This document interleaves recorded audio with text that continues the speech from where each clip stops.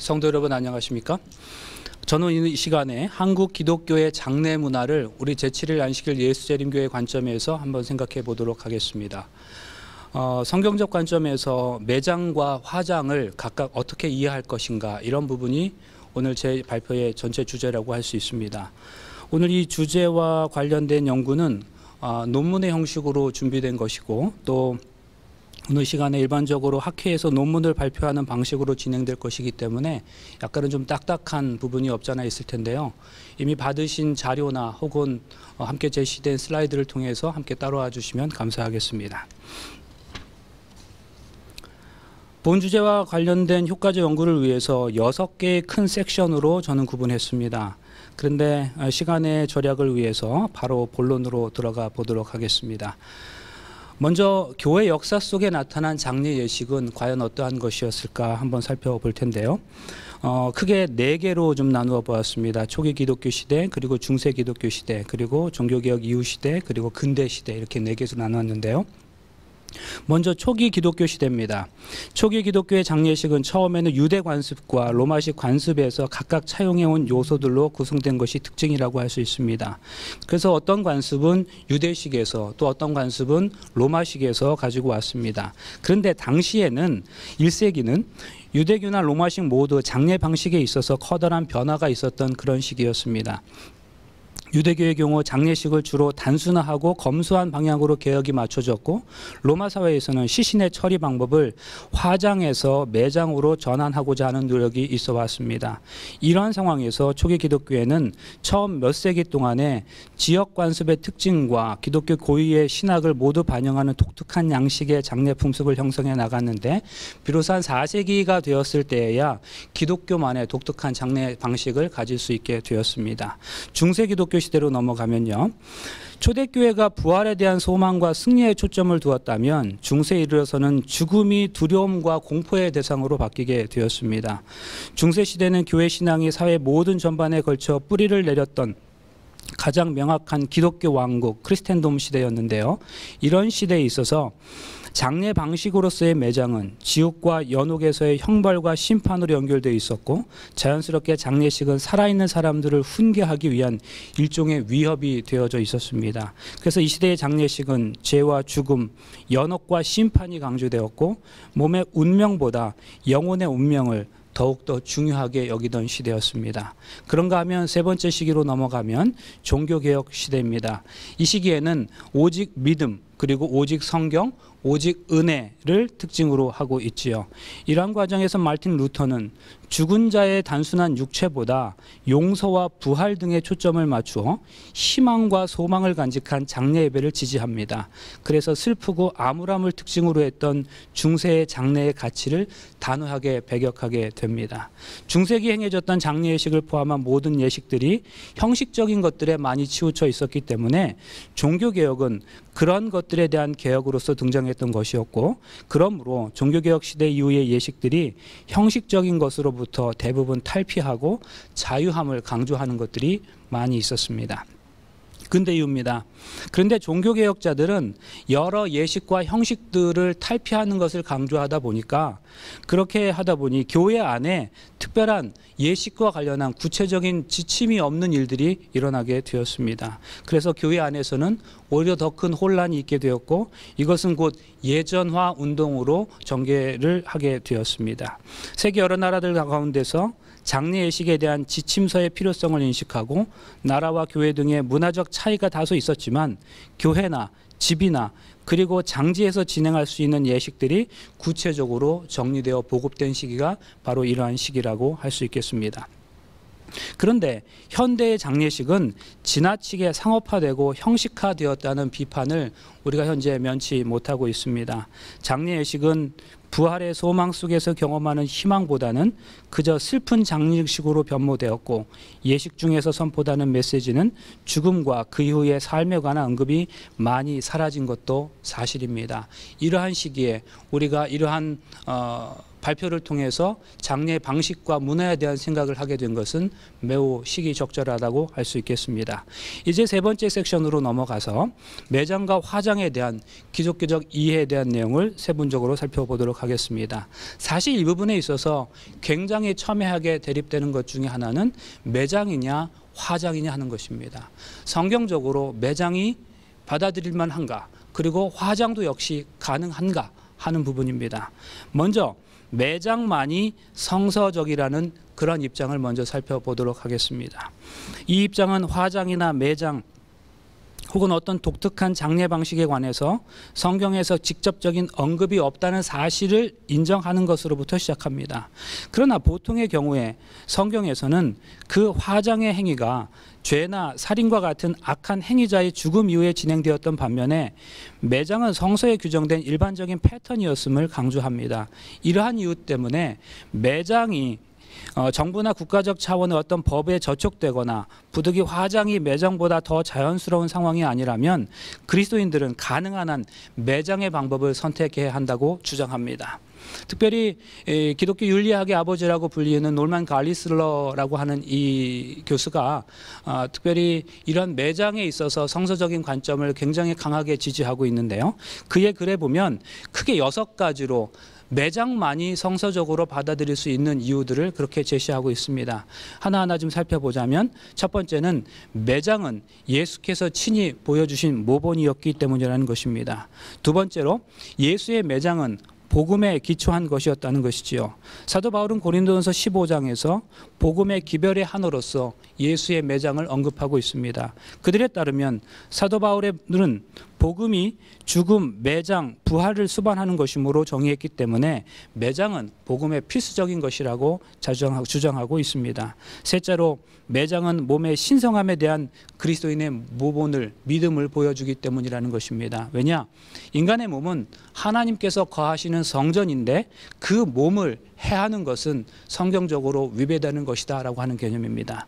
네 번째로 매장은 부활의 희망을 상징하기 때문에 매장만이 성서적이라고 주장합니다.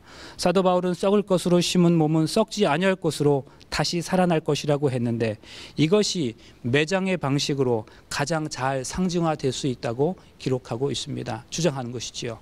그런데 화장은 지금의 이 성경절을 문자적으로 증명할 수 없다고 얘기합니다. 다섯째로 초기 대부분의 그리스도인들은 매장의 방법을 따랐음을 강조하고 있습니다. 확실히 매장은 유대인들의 관습이었습니다. 그래서 성경적 배경이 되고 있는 유대적 배경에서 많은 장례 예식이, 대부분의 장례 예식이 매장을 다루고 있음을 우리도 부인할 수 없습니다. 마지막으로 매장은 죽은 사람에 대한 적절한 기억을 가지도록 돕는다라고 하는 것이죠. 매장은 우리가 알았던 죽은 사람에 대한 좋은 추억과 기억에 대한 존경의 마음을 가지도록 하기 때문에 기독교 신학의 중요한 큰 몫을 담당하고 있다고 주장하고 있습니다. 이 입장은 대단히 분명합니다. 기독교 관점에서 매장은 분명히 성서적에서 사용되는 형식이고 역사적으로도 교회가 따라왔다고 주장합니다.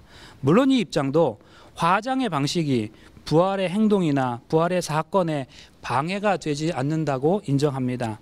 하나님은 만약 그분께서 원하시기만 하면 우주의 어디서든 모든 원자와 분자를 모아서 우리의 몸을 부활하실 수 있음을 믿습니다. 그러나 그럼에도 불구하고 이러한 사실이 화장의 방식을 일반적인 관행으로 받아들일 수 없다는 입장이 바로 이 입장입니다.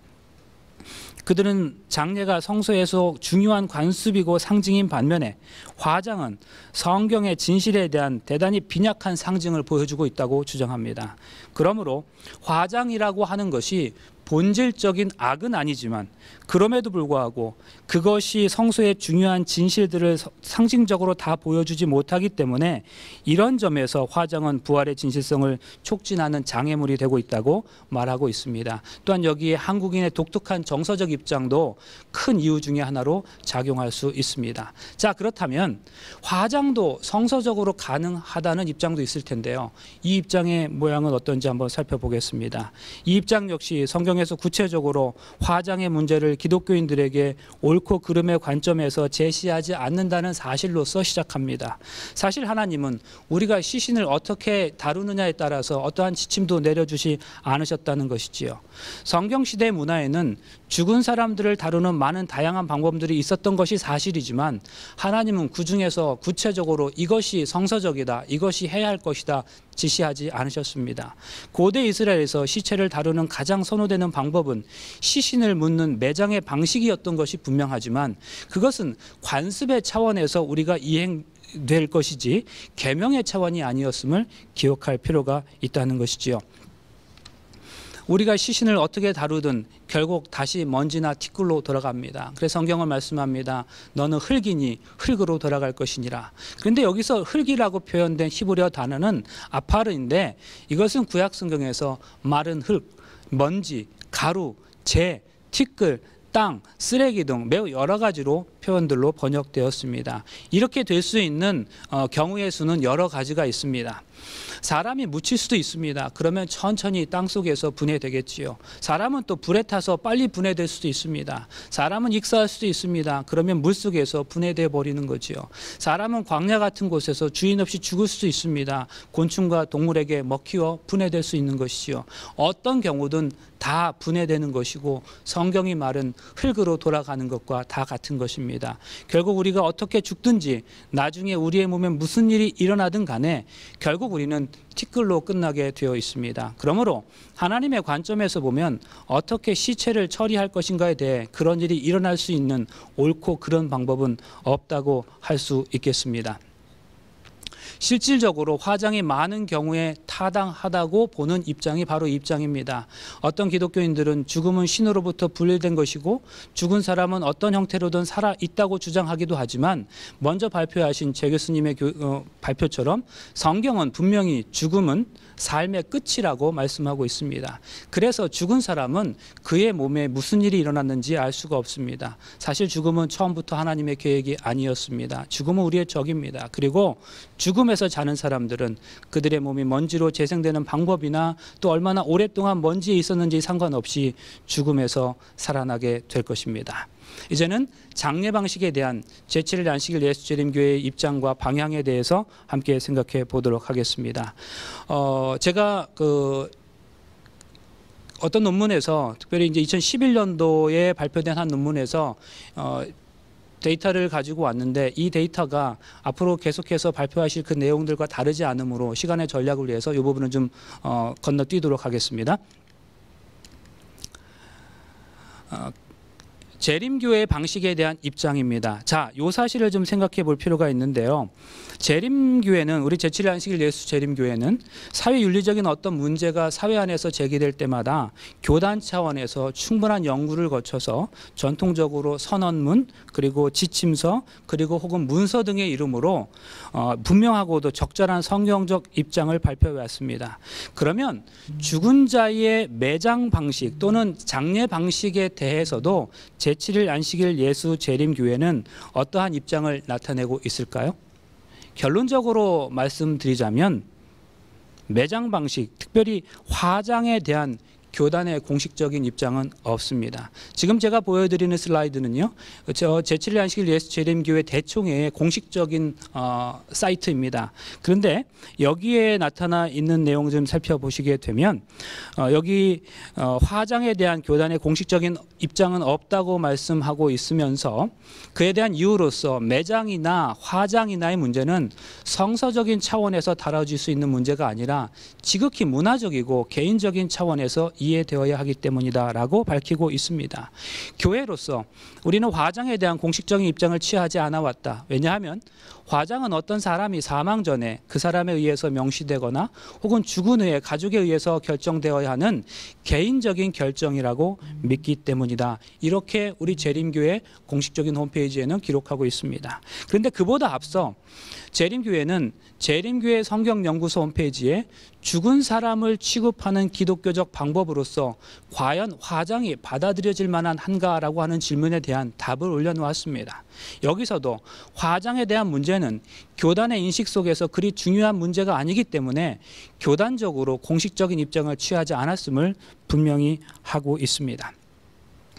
재림교회가 공식적으로 화장에 대해 어떤 공식적인 입장을 취하지 않았다 하더라도 앞서 제시된 표현들을 통해서 우리는 다음과 같이 정리할 수 있겠습니다. 첫째, 재림교회의 고단적 입장에서 화장은 교단이 공식적인 입장을 내놓아야 할 만큼 성경적으로 이슈화되는 사항이 아니다. 둘째, 장례 방식의 문제는 문화적이고 개인적인 차원의 문제이다. 셋째, 개인은 재정적인 문제나 혹은 다른 이유들로 인해 화장의 방식을 선택할 수 있고 재림교회는 그러한 개인의 결정을 존중한다. 자, 이제는 재림교회 장례 문화에 대한 방향을 좀 제안 드리도록 하겠습니다. 첫째로 이제 성경적 장례 방식에 대한 이해의 확산이 필요합니다. 우리가 죽은 자의 몸을 안식 혹은 수면 자세로 땅속에 안장하고 가능한 대로 잘 보존하는 일은 그 사람의 몸에 대한 보다 큰 존경의 표시라고 할 수 있겠습니다. 그러나 그렇게 시신을 최대한으로 온전히 보존하여 매장하는 방법만이 유가족에 마땅한 도리라고 한다면 필요한 경우의 부검이나 시신의 장기 혹은 전체 기증은 불가능하다는 논리가 성립되지 않겠습니까? 교회 안에서 부분적인 성경적 관점에서 혹은 이것이 불교적 유산이기에 화장을 부정한 것이라고 단정하여 무조건 매정을 선호하고 화장을 회피하고자 하는 자세에 대해서 이 두 가지 방법 모두 성경에서 금하신 방법이 아님을 확인하고 개인의 선택과 신앙 양식에 따라 다양한 선택이 가능하도록 하고자 하는 것이 오늘 이 연구의 목적이라고 할 수 있습니다. 사실 모양이나 방식이 아닌 원리를 쫓아가는 것이 맞고 관념이 우리의 어떤 행위를 결정하도록 하는 것이 아니라 성경적 원리가 우리를 움직이도록 해야 하는 것이 맞다고 생각합니다. 유교적 관점에서 화장은 조상 섬김에 대한 도덕적 가치 결여라는 오해를 해소시키고 화장의 방식이 위생적 측면에서 시신을 더 위생적으로 처리하는 것임을 공감하도록 하는 과정이 필요할 것입니다. 동시에 매장 방식에 대한 다양한 대안을 찾는 노력도 필요합니다. 성경에서 보여주고 있는 원칙과 시신의 존엄성에 대한 내용을 훼손하지 않으면서 화장이나 수목장 등의 방식으로도 실행 가능한 장례의 방식을 개발하고 발전시킬 필요가 있겠습니다. 그러나 그럼에도 불구하고 여전히 매장의 방식을 선호하는 신자들에게도 육탈 납골이나 납골당과 봉분묘를 합한 형태인 한국형 가족묘를 권장하여 최소한의 부지를 사용할 수 있도록 노력해야 할 것입니다. 또한 지역사회의 화장에 대한 무리한 반론을 제기하보다는 우리 사회에 뿌리 깊게 내려진 유교의 효사상과 정서에 대한 바른 이해를 통해 점진적으로 이해를 돕도록 하는 다각적인 노력이 필요할 것입니다. 둘째로 성서의 매장 문화와 관련한 바른 신학적 입장 정리가 필요합니다. 어떤 사람들은 말합니다. 기독교 안에서 화장의 방식이 신학적 부당성을 주장하는 거 있습니다. 왜 그런가 하면 만약 화장의 장려가 문화개혁적 측면에서 강조된다면 그것은 상황윤리의 덫에 걸리게 되는 것이라고 주장합니다. 그것은 그저 문화적 양식의 차이로 인식하는 것은 상황화 신학이나 종교다원주의의 오류에 빠지는 것이라고 주장합니다. 그러나 선교적 관점에서 상황화 신학은 대단히 중요합니다.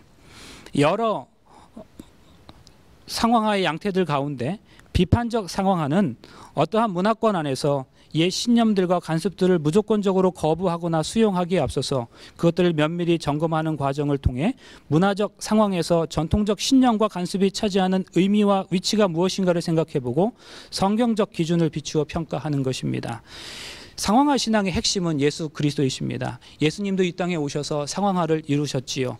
그런 의미에서 우리가 이러한 과정의 노력은 대단히 필요하다고 할 수 있습니다. 그리고 절대불면의 상황화 신학이란 있을 수 없기 때문에 다양한 분야에서의 대화는 한 문화권 안에서 상황화 신학을 발전시키는데 매우 필수적임을 기억할 필요가 있겠습니다. 그러므로 교회는 상황화와 관련한 바른 신학을 정립하고 이를 통해 이해를 달리하는 사람들과의 계속적 대화의 노력이 필요하다고 할 수 있겠습니다. 세 번째입니다. 선교적 교회로의 관점 전환이 필요합니다. 역사적으로 루터의 종교개혁 진행과 성공의 과정을 살펴보면 그 과정에서 발전시켰던 사회복지정책의 큰 특징 가운데 하나가 합리화였습니다. 이것은 실제로 종교개혁은 그 당시 교회의 영역을 넘어서서 사회개혁과 사회복지의 개혁적 차원에서도 활발히 진행되었습니다. 이처럼 루터의 종교개혁의 기저에는 항상 더불어 살아가는 공동체 안에서 사랑에 대한 확실한 철학이 깔려져 있었습니다. 현실을 무시하지 않는 사회적 책임이 있었던 것이지요. 사회가 바라는 것이 바로 교회의 그런 모습을 바라고 있습니다. 우리가 이러한 사실을 기억하면서 사회가 어떠한 부분을 교회에 요구하는지를 살펴볼 필요가 있겠습니다. 네 번째입니다. 마지막으로 기독교의 장례의 원래 의미를 회복해야 합니다. 초대교회 시대에 행해졌던 장례의 모습과 오늘날 기독교식 장례를 비교하면 오늘날의 경우가 훨씬 더 급전적이고 축소적이라고 할 수 있습니다. 이제 교회 앞에 놓여있는 과제는 우리의 발자취를 다시 역추적해야 합니다. 이제 교회에서 그것은 단순히 과거의 장례 풍습을 다시 재현하거나 화장을 거절하는 것을 말하는 게 아닙니다. 그것은 성도의 교제와 육체의 부활 등을 포괄하는 상징을 우리 시대에 맞게 현대적인 행태로 다시 회복하는 것을 의미합니다. 결론을 내리겠습니다. 앞에서 살펴본 것처럼 성경은 인간 사후의 시체 유기에 대한 구체적인 지침을 제공하지 않습니다. 죽음에 대한 지극한 예를 강조했던 전통적 시대에 비해 오늘날은 장례 절차의 간소화 등 편리성을 우선시하는 분위기로 바뀌어졌는데 이러한 변화는 과거의 삶의 모습이 지금에 이르러 많이 달라진 것처럼 자연스러운 것으로 받아들여질 수 있습니다. 그러나 그러한 장례 절차의 간소화가 죽음의 진지함과 엄숙함마저 경감시켜서는 안 될 것입니다. 모든 사람들이 그러하지만 특별히 기독교인들은 시신에 대한 특별한 존경심을 보여주고 싶어 합니다. 비록 죽음으로 인해 우리가 고인과 더 이상 교제할 수 없는 것이 사실이다 하더라도 그 신체는 우리에게 특별했던 그 사람과의 실제적인 회상을 가능하게 하기 때문입니다. 뿐만 아니라 그 몸은 예수 그리스도의 재림 시에 부활과 변화를 경험하게 될 것이기 때문입니다.